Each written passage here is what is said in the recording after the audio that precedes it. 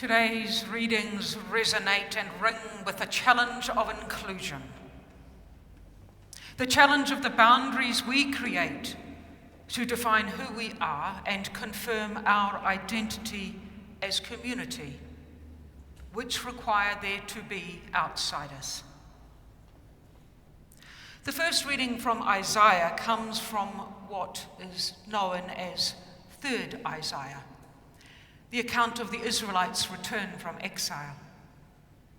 God's holy people are returning to what was their homeland.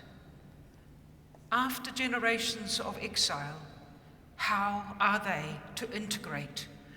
Where do they position themselves religiously?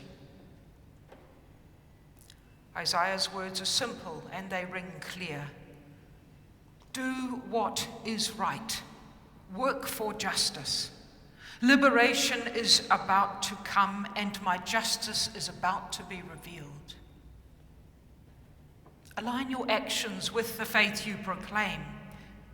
The words may be simple and clear, but what they do ask us to do is not so simple. There are some verses that have been omitted from the reading today. And in those verses, the proclamation is that foreigners and eunuchs are to be included. Those who were previously excluded for being unclean and outcast from the chosen people. In these new, returning from exile times, it is those who minister, those who love and worship Yahweh, who observe Sabbath time and cling to the covenant. By doing so, they reveal their inclusion as Yahweh's people. It is those ones that Yahweh says, I will bring to my holy mountain and make them joyful in my house of prayer. For my house will be called a house of prayer for all peoples. Thus says Yahweh, who gathers the outcasts of Israel. I will gather others to them besides those already gathered. This invitation to all people, it comes from God. And the community of God's call to respond is a matter of justice. We might be warned, just as God's people back then were warned, that we as a people of God, in our moment of history, we have a particular demographic boundary, one that God is always redefining to include those left out. What a challenge. What a challenge to include those we would rather leave out, cast out, have as outcast. I met Salvation recently. In fairness, I met Salvation when the fine weather was in, so it was probably last year. We were composting at the time. It was a big compost day because we were turning compost between the bins. Salvation took the form of a young Pacifica woman, wearing denim shorts and a white singlet, long dark hair tied back and a big smile. She knew Lisa Marie, who works with us in the compost hub and lives at the city mission. Lisa Marie was also there. The invitation was extended for Salvation to join us. She accepted. The only issue was, it was 10 o'clock in the morning and she had open a very large can of beer. She needed to put it down while she worked. She carefully concealed it and said, "Tell me if you see any cops. I'm not meant to be drinking this." Okay, with my slightly startled response. Well, Salvation was truly a blessing, energetically and effectively working on the end of a shovel, absolutely meticulous to make sure that everything was done thoroughly and well. Salvation regaled us with stories of her grandmother back in the islands that she used to do this with. She was utterly delighted at the layers of compost she could see breaking down as we pulled off the slats from the compost bin. She wanted her photo taken with us, actually in the bin, one that was empty of compost, with the worms and the skinks behind us in shot. Once we'd finished, she departed, can of beer in hand, thanking us for the chance to help. Funnily enough, later I heard reports that salvation was rather difficult to engage with. I also heard that salvation had far too loose boundaries when it came to property. Salvation, eh? Not quite what you'd expect, but what a revelation. Exclusion and inclusion, distrust and dislike are themes in today's gospel. Jesus and the disciples are traversing enemy territory. The Gentile region of Tyre and Sidon was a place where prudent Israelites did not walk alone. Racial stereotypes and bigotry informed encounters between Israelites and Canaanites. So the disciples were walking with their guard up, full attention, informed by stories of animosity and violence. When was the last time you had that feeling? Then one of them, a resident of this alien territory, shouts at Jesus. These are not the expected shouts of bigotry that characterize the relationship of mutual disdain. Instead, this is the earnest plea of a mother. Again and again, this mother violates boundaries set up because of ethnicity, heritage, religion, gender, and demon possession.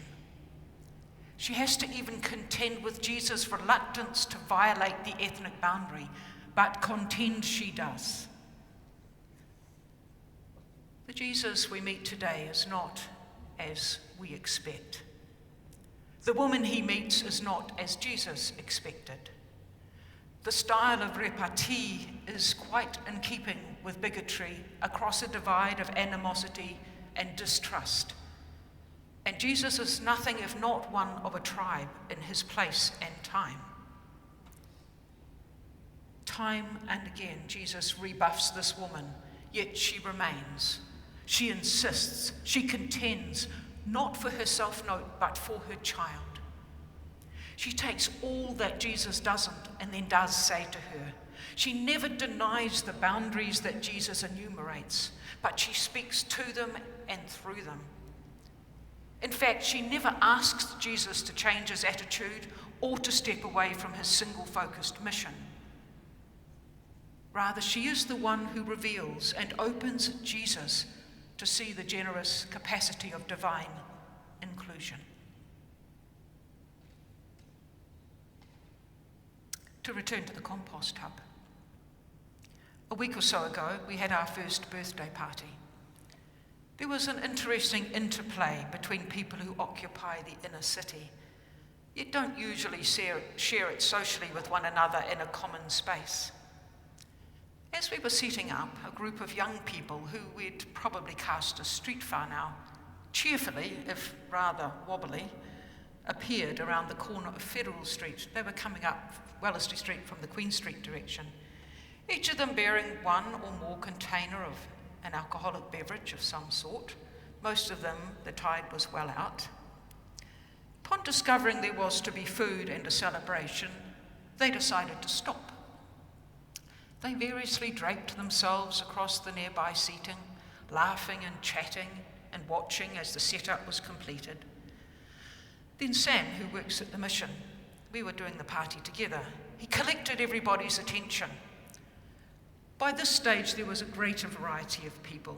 There were homebound workers, there were city council reps, there were neighbours, and even a tourist who decided to come there for food because the restaurant was shut. Sam called out, "Who'll bless the food?" After a pause, a name was called out. From the midst of this cheerful, draped on the seating group, a young Irifiti stood up, someone of gender fluidity. Slight-framed, delicately built, bottle carefully placed down, skimpy shorts adjusted, tank top straightened, hair from the long blonde wig flicked back and then carefully straightened. A pose was struck. Then with quiet but sure elegance, A prayer of thanksgiving in te reo flew from her lips. I noticed a small gold crucifix glinting in the sun. In that moment, a place was given. Mana was attributed and honoured. In the shadow of St. Matthew's, a blessing was bestowed upon those of us who were gathered. The one who blessed our kai was not as expected. Prejudice, boundaries, insiders, outsiders, and outcasts, barriers in us we project outward to preserve identity and keep us safe in our tribe. These are the things that I hear our text speak to us today. They speak of the way we are. Perhaps this is what it is to be human. Perhaps we want to change and to be changed. And it just so happens that the foolishness of our faith story of incarnation tells us we can be otherwise. But maybe first we need to acknowledge that our actions do not always align with our faith, a faith that calls us to act rightly and justly. Maybe first we need to really experience the discomfort of that self-revelation. We want to keep people out. The just and righteous response that Isaiah calls for demands us to look deeply into the inner workings of our minds and our hearts, to identify and dismantle those internal mechanisms that cause us to demean and to dismiss others, the very means by which we create foreigners and outcasts. St. Matthew's location positions us cheek by jowl with those who experience themselves as outcasts in their own land. It also places us in the middle of the inner city where there are many people who are new to this land and whose language and customs makes them foreigners here. In this time of transition and change, as this community here discerns its way forward and who might lead in that, perhaps we might listen for the voices, the crying, calling out cries from outside St. Matthew's demographic boundary. They will likely disrupt our habits of exclusion. They will likely challenge us to be people of faith who enact the abundant hospitality of divine inclusion. And they might help us to live more fully as the people of God for and in the world.